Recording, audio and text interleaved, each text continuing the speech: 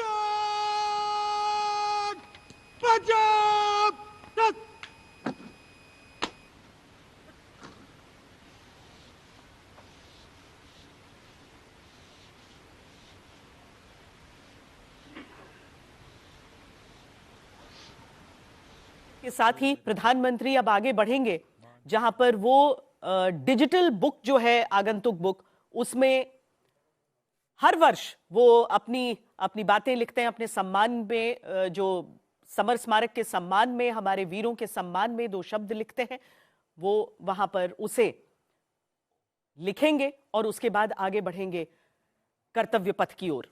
और एक बहुत पुरानी सैन्य परंपरा है कि जब एक वीर अपने प्राणों का सर्वोच्च बलिदान देता है तो उसके सम्मान में 2 मिनट का मौन रखा जाता है, लेकिन उसके बाद देश निराश नहीं होता, देश एक बार फिर खड़ा होता है, वो वीर एक बार फिर खड़े होते हैं और फिर उस सपने को साकार करने की दिशा में आगे बढ़ते हैं, सशक्त राष्ट्र के उस सपने को। और इसीलिए हमेशा लास्ट पोस्ट और लास्ट पोस्ट के बाद राउज बजाया जाता है।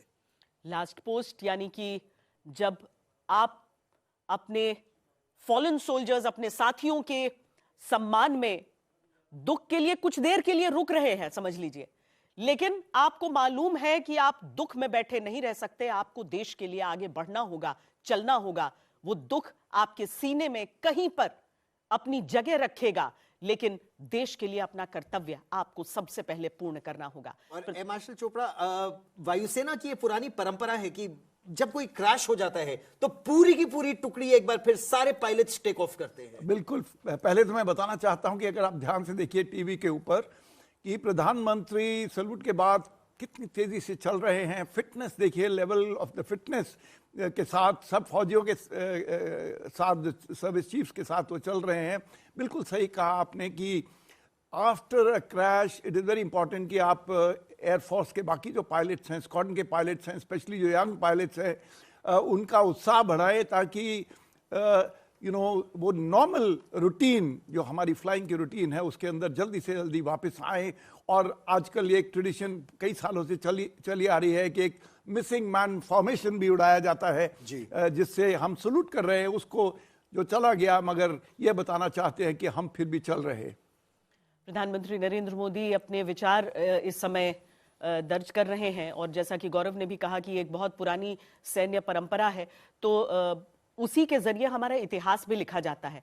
आप ये समझ लीजिए कि किसी युद्ध के दौरान भी ये परंपरा रहती है कि चीजें नोट होती रहें, कोई आगंतुक आए तो वो लिखे। और इसीलिए जब आप 1971 की कई वो नोटिंग्स आप देखते हैं तो आप ध्यान दीजिएगा उसमें कि पाकिस्तान की तरफ से भी लिखी हुई, वो हारे हुए जो सैनिक थे उनकी भी लिखी हुई पंक्तियां आपको उसमें मिल जाएंगी। और वही होते हैं वो कोट्स जिनके आधार पर, जिनको जोड़कर एक पूरे इतिहास की एक तस्वीर खींची जाती है।